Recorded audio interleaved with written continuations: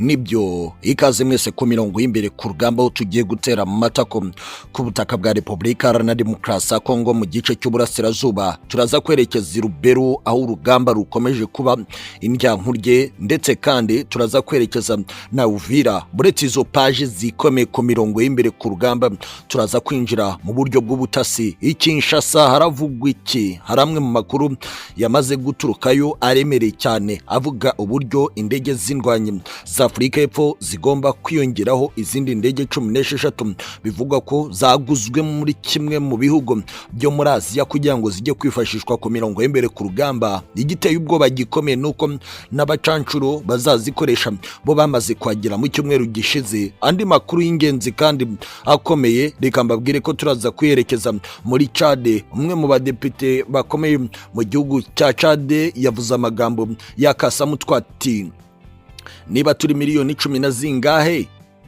bariya bakaba bari muri miliyoni 120, murashaka dukora iki? Ayo magambo niyo turaza kuza kwicaraho neza, wumva ijambo rimwe kurindi ku buryo yavuze ibiteye ubwoba kuri perezida w'igihugu cya Chad Mahamat Idriss Déby Itno. Ni nako kandi muri Afurika y'Epfo hari umugambi wo kohereza abasirikare barenga gati 6,000 bagomba kujya gufasha perezida wa Repubulika Iharanira Demokarasi ya Kongo FARC kugira ngo intare za Sarambwe zitakomeza kumwinjirana. Birasa naho ari ibintu bikomeye cyane. Byose reka mbabwire ko turabirambura ku mutekano, politiki na diplomasi mu rwego mpuzamahanga. Ikaze mwese, reka duhere mu gice cya Lubero aho ibintu bisa n'ibyakomeje kuzamba cyane. Amakuru y'ingenzi atugeraho agira ati intare za Sarambwe kuva zigaruriye agace ka Kipese gaherereye mu birometero bike cyane na santere ya Lubero mu ntara ya Kivu y'Amajyaruguru, byongeye kuzamura ubwoba ku ikoraniro ry'abafatanyije n'ingabo za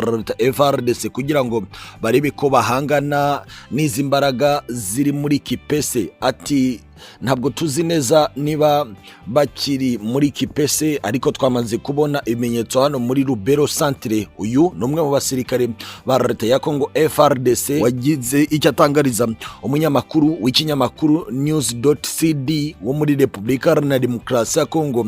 Ariko kandi twagerageje gutera icyumvirizo mu buryo bw'ubutasi ku nguni zombi, yaba intare za Sarambwe ndetse n'igisirikare cya leta ya Kongo no coalition yayo kubiri kubera muri iki gice cya Lubero. Umusirikare w'intare za Sarambwe ati Kipese timazemo amasaha menshi, nta nubwo tukivuga ko ariho tukiri, ahubwo twebwe aho turi naho turi, kandi ibikorwa byo kugenzura Lubero turabigenzura kamwe ku kandi. Ni santere y'ubucuruzi irimo abaturage benshi. Nkuko bisanzwe ntabwo tuba dushaka kugira ngo duteze ibyago abaturage, dushaka twe kurinda.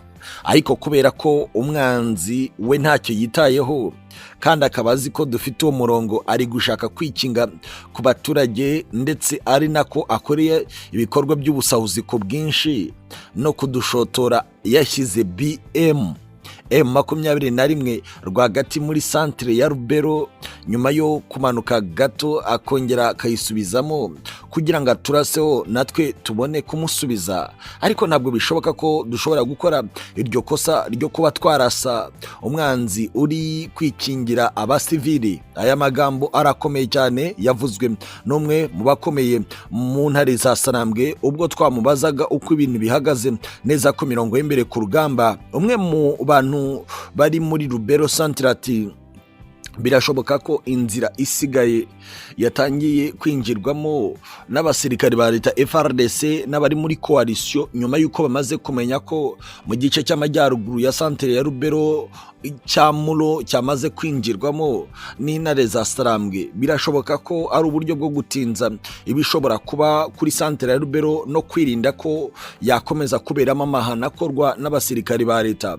Ariko ibirindiro byinshi bya FARDC byamaze kugera Kimbulu kubera ko bamaze kubona ibigambiriwe. Ariko hari abasirikare basa n'abakoze inkuta, aribo bari gutuma haba ibintu bidasanzwe hano hano muri Rubero, ariko kandi twagerageje gutera icyumvirizo twumvira ko gusa FARDC mu munsi washize, ndavuga amasaha 24 ashize, bivuzwe ko imaze gutakariza muri intambara ya Rubero abasirikare barenga 380 bigendanye nuko yaba abasirikare barwanira ku butaka muri Special Force y'Intare za Sarambwe batangiye kwinjira mu birindiro by'umwanzi ku buryo bari kumushegesha cyane. Ikindi bikavugwa ko n'udukundi twa FARDC na coalition mu masaha y'ijoro turi kwatakwa n'abakomando ba Intare za Sarambwe ku buryo biri gutuma hakoreshwa inyundo, ishoka, inkota, ndetse bikavuga ko n'imigozi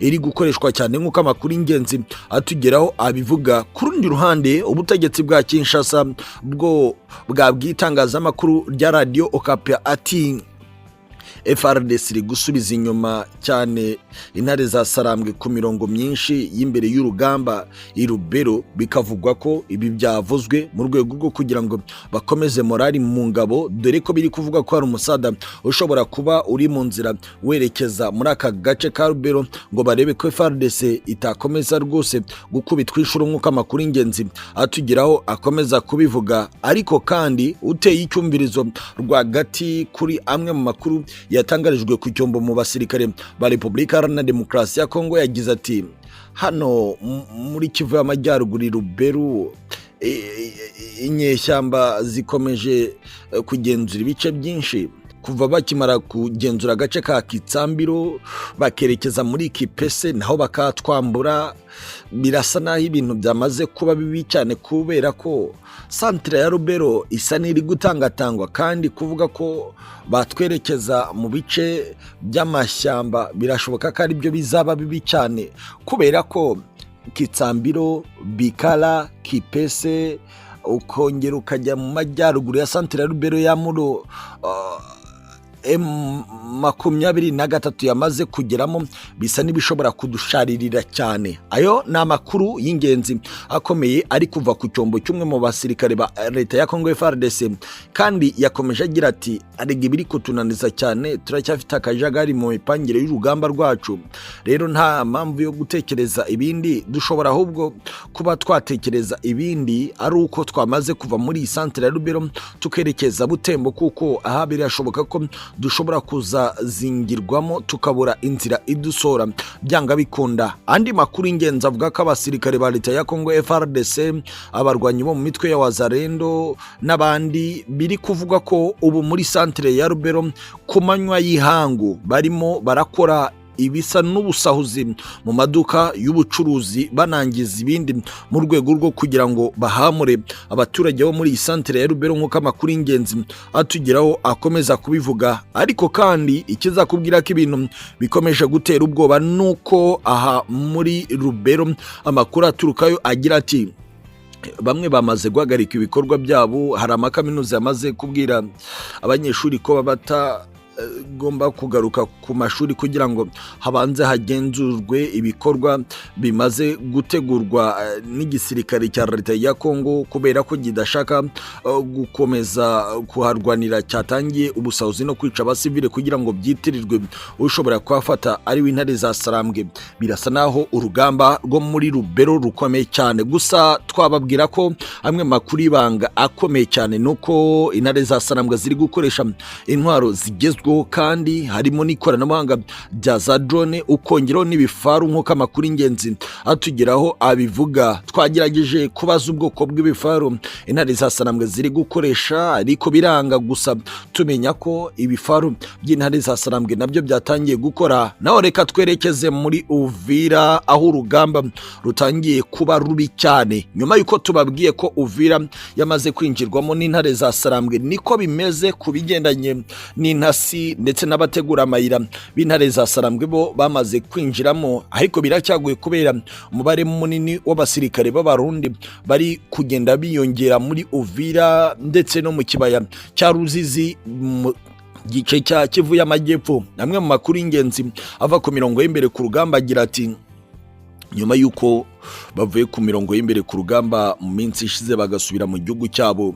Abasirikare b'u Burundi ubu barasa n'abari gukora amabi mu mujyi wa Uvira kubera ko bisa n'ibitangiye kuba bibi cyane. Urebye uburyo bari kwitwaza intwaro bari kumwe n'abarwanyi ba Wazalendo n'abasirikare bamwe muri FARDC bakaza gusahura gufata imitungo y'abaturage, kandi birasa nkaho bari gukora ibikorwa bibi cyane bitwaje intwaro, ibisa n'ibiteye ubwoba ku basivile bashobora kwitambika cyangwa se kugira icyo bagaragara ko bashobora kuba badashaka ko ingabo za leta y'amahanga nk'u Burundi zakomeza kubiba. Amakuru nk'aya arakomeza gutuma ibintu bifatwa nkaho Uvira ishobora kuba yarabaye ikintu gikomeye cyubatswemo urukuta ku buryo intare za Sarambwe zabuze aho kunyura. Umwe mu batanze ubuhamya bwinshi yavuze ko ibikorwa by'ubusahuzi byari bibaye mu ijoro ryakeye kuri radio na televiziyo bya leta ya Congo RTNC muri Uvira. Amakuru y'ingenzi kandi akavuga ko ibanki yitwa TMB nayo yamaze gusahurwa n'izi ngabo z'u Burundi zitwaje imbunda. Ku rundi ruhande kandi bikavugwa ko ahantu hitwa kwa Yves muri Kavimvira naho hamaze rwose gusahurwa bikomeye cyane n'abitwaje intwaro, bivugwa ko yaba ari abasirikare b'u Burundi ndetse n'abarwanyi ba Wazalendo. Ariko kandi uteye icyumvirizo kubiri kubera muri Uvira ushobora kumva ko ibintu byatangiye gukomera cyane. Gusa amakuru y'ingenzi aturuka muri Uvira agira ati buretse ibikorwa byo kwinjira mu bikorwa by'abaturage cyangwa se amabanki, bonge no kwataka ububiko bwa Blarima ku cyambu cya Karundu kandi bwasahuwe n'abantu bitwaje imbunda bambaye impuzankano y'igisirikare cy'u Burundi. Birasa naho ibintu bikomeje gukomera cyane uteye icyumvirizo kibiri kuba muri Uvira nk'uko amakuru ingenzi atugeraho abivuga. Gusa twateye icyumvirizo kugira ngo tumenye impamvu intare za Sarambwe zidafata Uvira.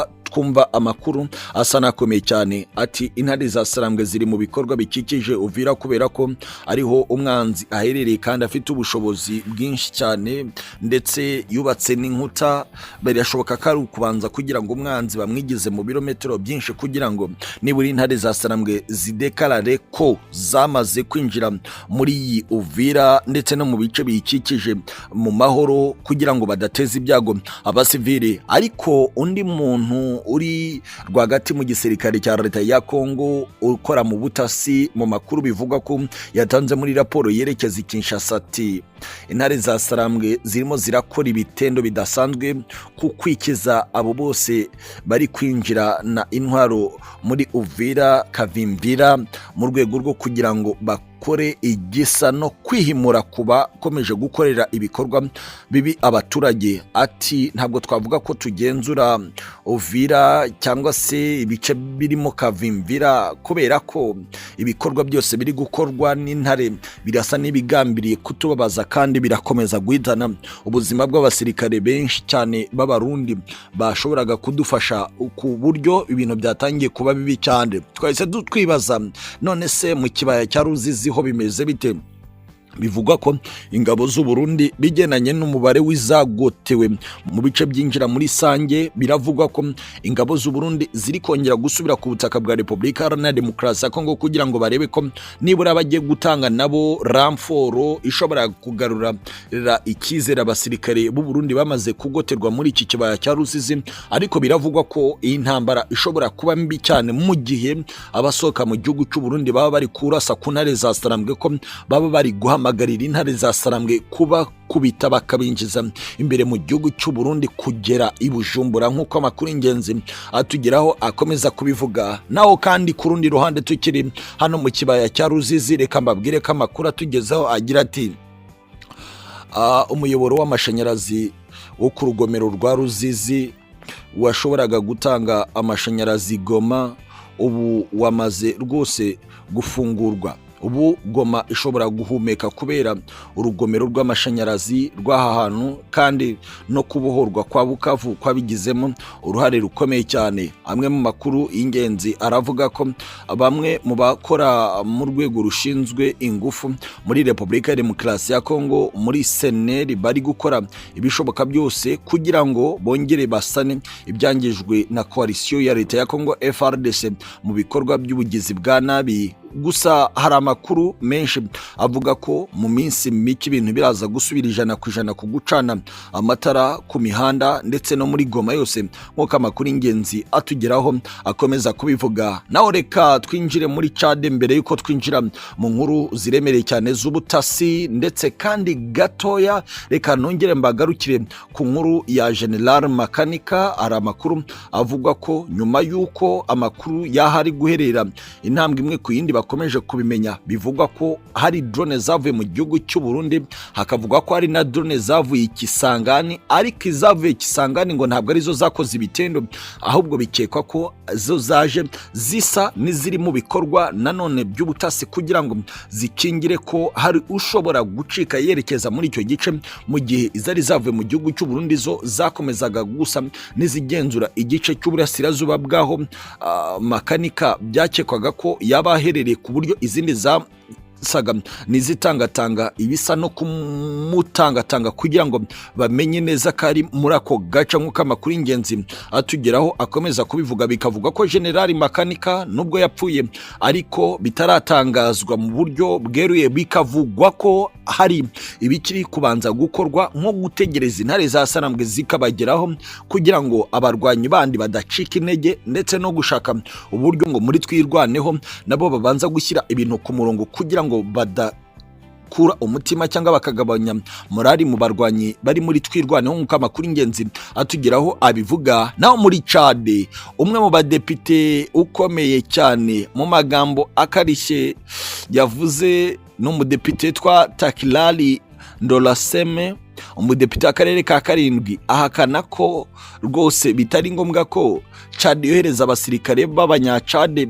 muri Repubulika Iharanira Demokarasi ya Kongo. Ati ntabwo bishoboka ko twohereza abanyacade gutabara Repubulika Iharanira Demokarasi ya Kongo, turi miliyoni 17 gusa mu gihugu cyose cya Chad, mu gihe mu mujyi wa Kinshasa gusa bagera kuri miliyoni 20, mu gihugu cyose cya Repubulika ya Demokarasi ya Kongo baragera kuri miliyoni 140. Kuki twe tugomba kujya gupfira abo bantu bose bangana gutyo?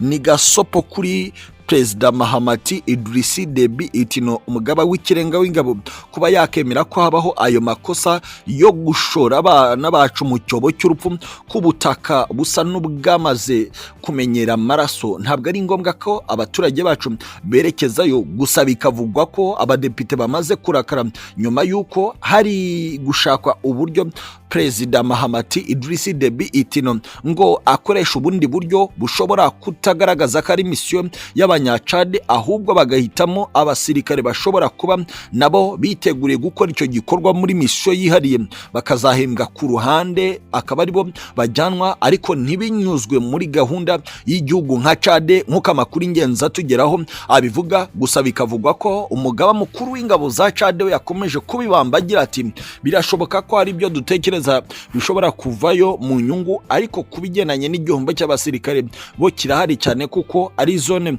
igoranye kuyirwaniramo ugendanye n'ubumenyi abasirikare bacu bafite. Aya ni amakuru y'ingenzi ava indani muri leta majoro y'igisirikare cya Chad. Gusa ku rundi ruhande kandi hari amakuru y'ingenzi atugeraho asa nakomeye cyane. Amakuru agira ati Kinshasa hari umunyarwanda wafashwe, bivugwa ko yari yambaye ngo impuzankano, afatwa n'igisirikare cya Kongo. Bikavugwa ko uyu bishobora kuza kumubera bibi cyane kuko byagaragaye ku mashusho ari mu bihe bidasanzwe cyane. Hari amakuru y'ingenzi avuga ko ngo yafatiwe ku kibuga cy'indege cya Njiri yambaye imyenda ya gisirikare. Bikavugwa ko uyu nguyu yaba yambitswe imyenda ku ngufu nk'umuntu uvuga ururimi rw'ikinyarwanda wari Kinshasa, ahubwo kugira ngo abasirikare ba leta ndetse n'ubutegetsi bwa Tshisekedi bwerekane ko buri gukora ibitendo bidasanzwe bakamusora muri international airport ya Njiri kugira ngo bateze ubwega bukomeye. Gusa ayo ni amakuru ari guturuka i Kinshasa. Twinjiye i Kinshasa rero muri Minisiteri y'Ingabo biravugwa ko bamaze kubona nibura mu byumweru bibiri abinjizwa mu gisirikare cya leta ya Kongo barenga 94. Amakuru akavuga ko aba bagomba kwerekeza ku mirongo y'imbere ku rugamba. Umwe mu basirikare bakuru mu gisirikare cya Kongo yavuze ko kuva umubare utangiye kwiyongera icyari gihe cyo kugira ngo noneho base n'abakora urukuta rusa n'urushobora kurinda ko umwanzi yazagera ku mugezi wa Lulaba. Bikavugwa ko ibindi bice bitazaba birimo abasirikare bigomba gukoresherezwamo indege gusa n'izindi mbunda z'umusada kugira ngo babuze ko intare za Sarambwe zabanyurira ku rukuta bari kubaka nyuma yo kuhohereza Hibu Special Force nk'uko amakuru ingenzi atugeraho akomeza kubivuga. Ikindi kintu gikomeye kandi cyakasamutwe twavuga nuko hari amakuru ava muri presidence kwa President Faci. Amakuru agira ati hari indege 16 zamaze kwishyurwa zigomba kuva mu bihugu byo mu burasirazuba bwo hagati ariko muri Aziya. Bikavugwa ko ari umugambi ukomeye cyane wo kugira ngo bakoreshe indege nyinshi cyane ku mirongo y'imbere ku rugamba.